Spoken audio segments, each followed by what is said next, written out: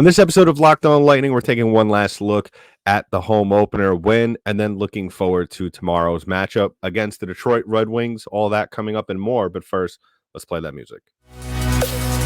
You're Locked On Lightning, your daily podcast on the Tampa Bay Lightning. Part of the Locked On Podcast Network, your team every day.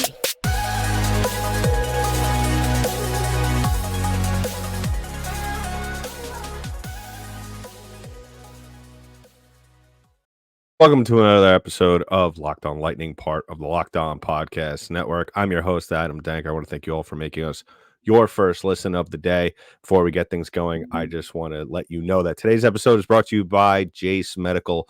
Power yourself when you purchase a Jase case, providing you with a personal supply of 5 antibiotics that treat 50-plus infections. Get yours today at jasemedical.com. That's Jase medical.com. On today's episode of Locked On Lightning, we are discussing one last look at the home opener win against the Nashville Predators, as well as looking towards the game coming up tomorrow against the Detroit Red Wings, the first matchup of the season. So I watched the game, the home opener, probably for the 4th time in the last 3 days, and that's not counting the actual live broadcast.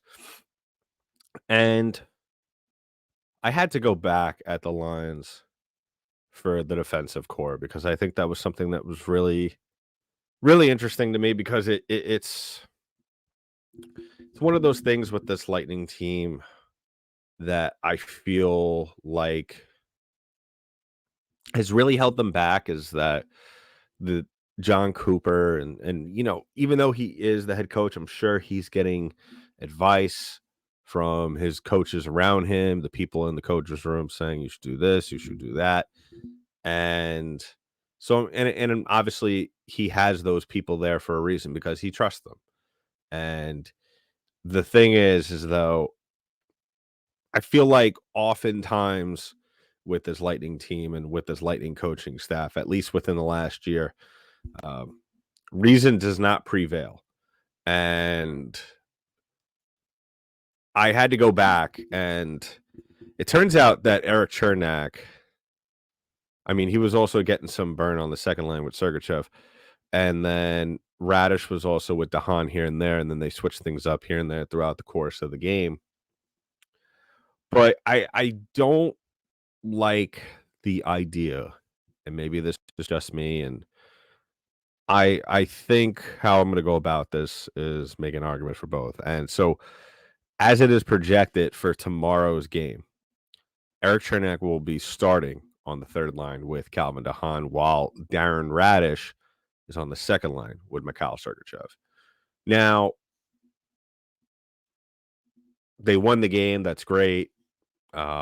Don't have a problem with it. My thing is that when you look at this Lightning defensive core, there are lots of ways that it could go right, and there's lots of ways it could go wrong.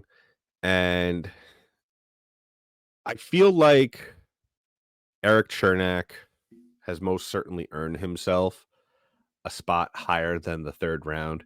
The third line. I didn't have a problem with the way he played last year. I really thought for the most part he was the best defenseman on this team. And I find it odd that he's on the third line. As you all know, last year he was on the second line with Mikhail Sergachev. But at the same time, I feel like when you look at this Lightning defensive core, and this is no knock against Nick Pervix. At the end of the day, this is a coaching decision. Nick Pervix, just goes out there and plays hockey. That's all he cares about. Nick Pervix had a good start to the season last year. He shocked a lot of people. But my issue with all of this, obviously, is that he's on the first line with Victor Hedman. I think Nick Pervix is a very good player. I think that he has shown sparks and flashes of being able to not only play at the NHL level, but to play on the first line with Victor Hedman. Now, having said that, I think that part of the reason why he was moved up to the first line last year throughout the course of the season really was because injuries here and there. Victor Hedman wasn't exactly having a good season. That combination of Sergachev and Chernak on the second line was probably the best combination that this Lightning team had defensively throughout the course of the season. And you don't want to throw all your aces uh, out front to begin, your shifts. You want to kind of spread the wealth out so as along the line. So at least, you don't have if you have two very good defensemen and you throw them all on the first line, that kind of leaves your second and third lines kind of thin. And so I get that. But I think that and this is obviously game 2 we're talking about. This isn't we're not in game 56 or going into the playoffs talking about this. This is game 2. So obviously there's going to be a lot of room for for movement up and down the lineup.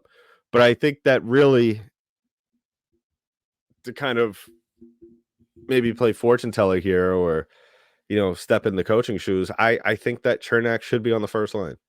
I think him and Hedman kind of seems, from everything that we saw in that win against Nashville, Hedman seems like he's back to his old self. I mean, I didn't really pay that much attention to him when they were on the defensive side of things, on the other side of the ice, in their own zone.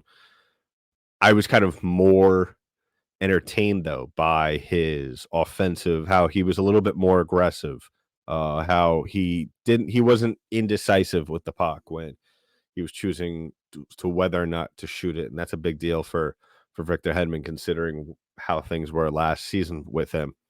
But I think at the end of the day, and this solely really, I think, depends on how Hedman does offensively. I think that John Cooper's going to have to move Chernak up to that first line. I think that Perbix, as mature as he is, and what we saw from last year was just a really good sample piece from him of that maturity. I think at the end of the day that his talents would be better used on the second line with Mikhail Sergachev. And then I think Radish is capable enough to play on the third line. And you have him and Dahan, and I think that's a perfect combo. I just think that Chernak really at the end of the day is a first line defenseman. You throw him and Hedman together, and I think you have a great combination there, especially if one is solely focusing on offense and the other one is doing a very good job defensively. So let me know in the comments below what you think about that. The other thing I wanted to talk about, one last thing really from this game, was Nikita Kucherov. Nikita Kucherov really, as much as we talk about how great of a player he is and just what he does and what he brings to this team,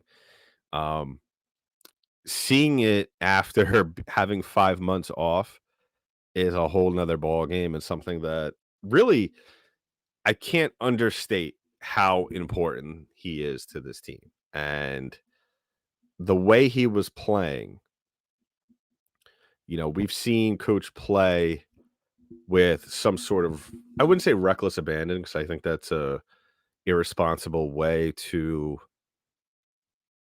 describe it. But I think that I think we could all agree that this was the most aggressive we've seen from him in quite some time. And that really goes back, and well, not really goes back, but I think it goes hand in hand with what I talked about yesterday.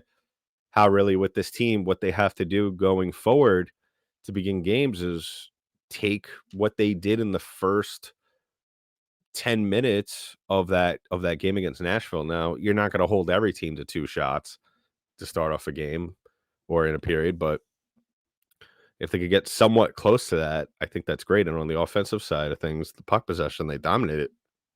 And a large part of that had to do with Nikita Kucherov. He had 5 shots and 2 goals.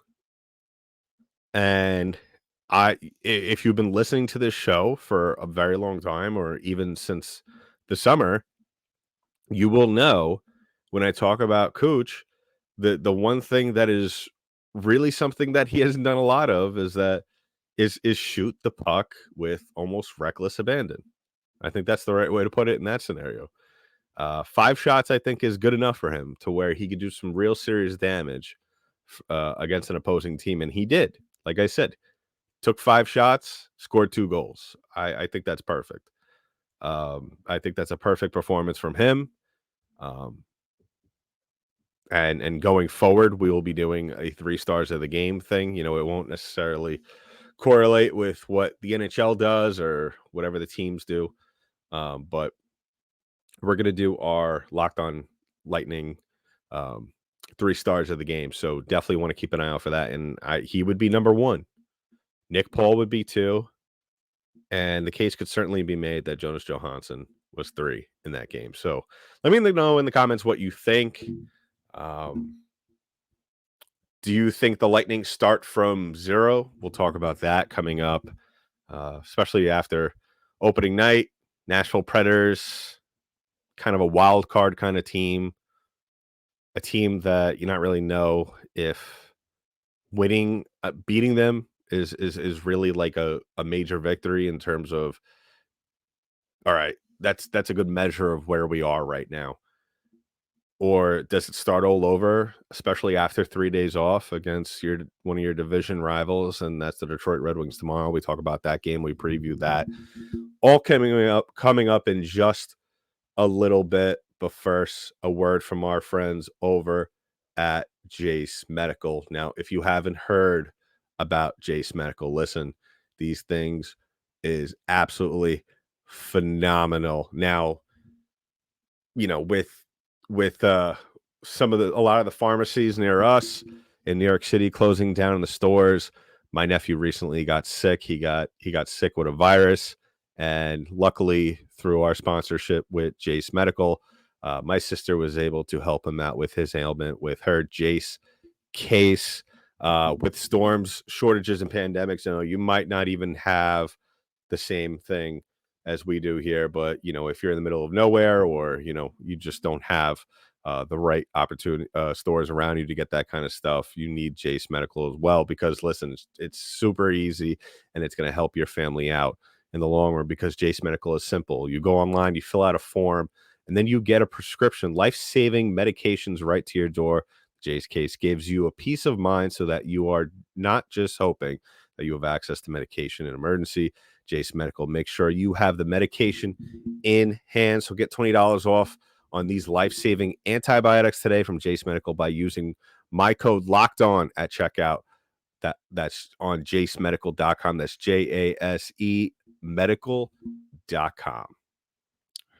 So as always, I want to thank you all for making us your first listen of the day. And if you haven't already done so, please go ahead and subscribe to the podcast. Give us a follow wherever podcasts are distributed in audio form. We are also available on YouTube. Go ahead, if you haven't already done so, subscribe to the channel. We're getting ever closer to that coveted 1,000 mark on the subscriptions, and we could only do it with your help. So go ahead and do that. So closing the door on game number 1, looking towards game number 2 in Detroit. And, if you were following us from the beginning of the week, I was very highly annoyed over the fact that the Lightning had 3 days off after starting the NHL season. At the same time, now looking back on it, it does present an interesting question. After having such a good win at home, winning 5-3, the game was not as close as it seemed in the scorebox. I could 100% tell you that. Nashville did play phenomenal in that second period, but then third period, the Lightning pulled away, and that's all she wrote. And now they got 3 days off, and now they go up against a Detroit Red Wings team who narrowly lost the game against the New Jersey Devils, who are going to be one of the best teams in the league this year.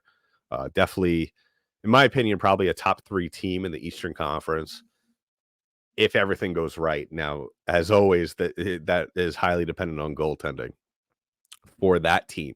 But this Red Wings team was really a pain in the butt last year for the Tampa Bay Lightning. The Lightning went 2-2 against them in regular season play. They outscored the Red Wings throughout the course of those 4 games, 14-11.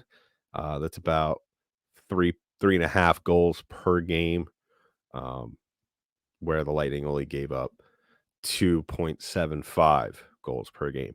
And as we all know from the last couple of years, and this is going to be the case for some other teams in this division, is that this Red Wings team is a team where we look at their roster and we say, "Wow, this team looks really good. They're going to be a playoff team." And they, if the Lightning don't come into this game playing like they did against Nashville, this game could get out of hand really quick. And you know what? That's 100% true. But at the same time, this is another team, just like what we'll talk about when the Lightning run into Ottawa in a couple of days. This is also a team that really, it could fall off the rails relatively quickly if all parties and not if everybody on this team doesn't come to the table to do what they need to do. And it really starts with teams like this with goaltending. And I think that the Lightning for the game plan is to just attack the net early on, whether it be Ville Husso or James Reimer. Chances are it's going to be Ville Husso, who, like I've said in the past, is a player, a goalie that, first of all, have no idea why St. Louis ever traded him. I don't know why you would think, even in that time frame. I think it was 2 years ago when they traded him, that for some reason they thought Jordan Bennington was their franchise goaltender, which now obviously they look extremely foolish in trading Ville Husso instead of Jordan Bennington, who is really just a untradeable player at this point. And then you look against you look across this lineup and you see some familiar names and you see some names that maybe you've never heard before or maybe not so familiar with. And but the name that obviously stands out with this Red Wings team, and obviously a name that's really going to have to be on every Lightning fan and player's radar coming into this game, is Alex DeBrincat. He was acquired from Ottawa in the offseason, which another head scratcher. Not sure why Ottawa would trade a player like DeBrincat uh, to an in-division rival. Now that I say it out loud, he may have signed as a free agent, but I'm pretty sure he was traded. But you look at this team from top to bottom, especially those first 3 lines. If the Lightning don't come out of the gate swinging real quick, this could get ugly real quick. I could see, especially with a guy like Johansson, and even on a night if Vasilevsky were to play. This is a team where they could get on you real quick. They could play very physical. And even though the Lightning are going to be on the road, this is going to be their first road game of the year, they're going to have to come out with the same energy as they did at Amalie on Tuesday night. I mean, there's really no other way to describe it or really say it, that if the Lightning lose this game, it's going to be by their own undoing. So just listing off some of the lines for the Red Wings so Lightning fans could get a little bit of a sense of what we're up against tomorrow night in Detroit. You got DeBrincat, Dylan Larkin, and Lucas Raymond. If you've been following this team last year, the Lightning, you would know in the 4 games, especially who Dylan Larkin and Lucas Raymond are. Roy Fabry, JT Comfort, David Perron, Rasmussen, Kopp, and Sprong, Costin, Velino, and Fisher on the 4th line, rounded up for Detroit. And then you got Wallman, Sider, Sherratt, Petrie, Gostisbehere, and Hall. Everybody who's followed this Lightning team, even from the playoffs, should know who Justin Hall is. Everybody who followed this team during the regular season last year, or even if you were just, an average hockey fan, didn't really have a team yet, you should know who Mo Snyder is. He's one of the best up-and-coming defensemen in the league. He's a pain in the butt, and he's going to cause a lot of problems, and he could score quite a bit. So that is something that the Lightning are going to have to do a job of. Really, a tough task early on in the year is slowing down all the weapons that are on this Detroit Red Wings team. So really, the way to attack it, I think, the best way logistically is to not so much worry about those guys, is to just worry about yourself. And this might sound a little cliche, but just worry about yourself and go out there and worry about causing traffic, causing havoc. And it all starts with what's going to happen off the initial puck drop. And if the first couple lines to get things going, no, I'm not saying that the Lightning have to come out of the gates and score 3 goals in the first period. No, I'm not saying that they have to limit Detroit to under 5 shots in the first period. No, absolutely not. I would rather it be a close game through 3 periods and the Lightning doing a good job of puck possession, of limiting chances, of playing hard along the boards, stuff like that. Day one stuff that you learn in hockey of how to do. If you could do the day one stuff, which the Lightning have struggled at times to do, limiting the turnovers, limiting the space for these players to get open shots and eliminating passing lanes. If they could do little things like that, everything else will come together. That's how really just talented this Lightning team is, and what I've said, even I'll say it now, maybe a little bit with a little bit of reserve now that this Red Wings team is kind of a little bit more matured since last year, because in past years, I have for the most part said the same thing, is that, they have a lot of weapons, they have a lot of talent, but they're young. And really all you have to do is outlast them. That may not be so much the case this year for this Lightning team when it comes to Detroit. Like I said, a team in recent years that, even though the Lightning have come out of those season matchups 500 or higher, they have still really struggled, and they have really kind of fallen into just allowing the Red Wings doing almost whatever they want to a certain extent. And like I said, and I've said this in years past, and I'll say this now, is that really when it comes to teams like this, teams that are kind of on the cusp of making a run, kind of on the cusp of being a playoff team, the Lightning always kind of fall into this trap. Now, if whether it's intentionally just showing up more relaxed than you usually would against a, a Maple Leafs or a Bruins, they kind of go into these games kind of like, well, you know what? Even if we get off to a bad start, we're gonna be able to stay in this game. We're gonna be able to score goals later on. And quite honestly, you can't do that anymore. Like I said, this Red Wings team is caught up with the Lightning. The players have developed. They've added some more weapons, some veteran weapons, most namely Alex DeBrincat. And on top of that, you don't have Andre Vasilevsky in that. You can't really get away with that anymore. Um, Joe Hansen, even though the Lightning really as a team were responsible for those goals, and those were for the most part very good shots as well.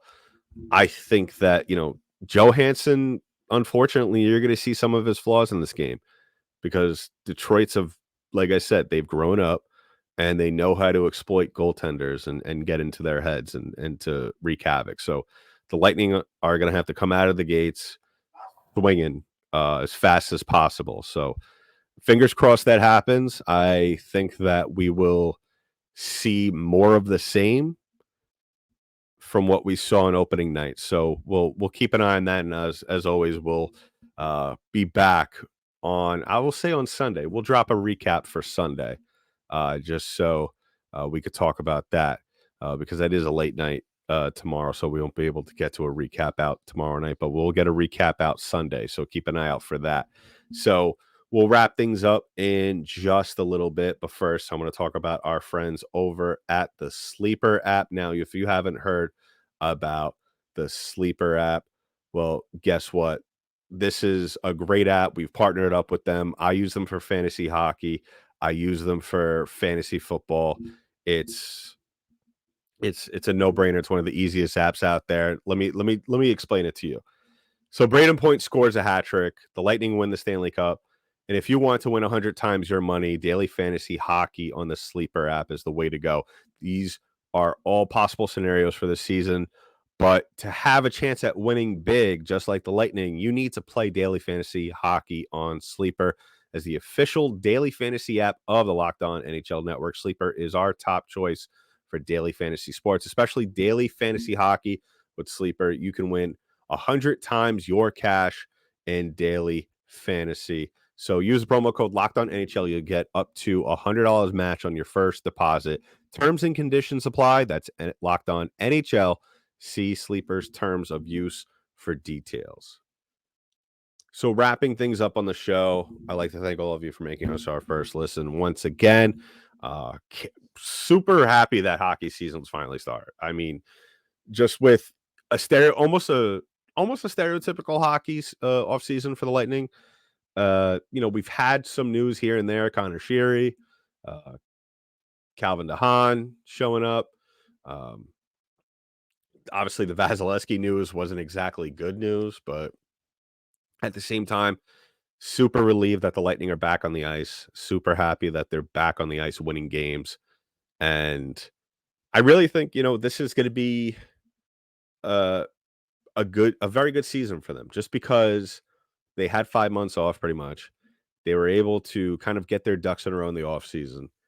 And at the same time, as much as it sucks that Vazzy's going to be out for the first 2 months of the season, I think it helps this team in the long run, because we saw it last year with Cirelli. He was out for the first couple of months, came back. He looked like a man possessed. And I think Vasilevsky is going to do that.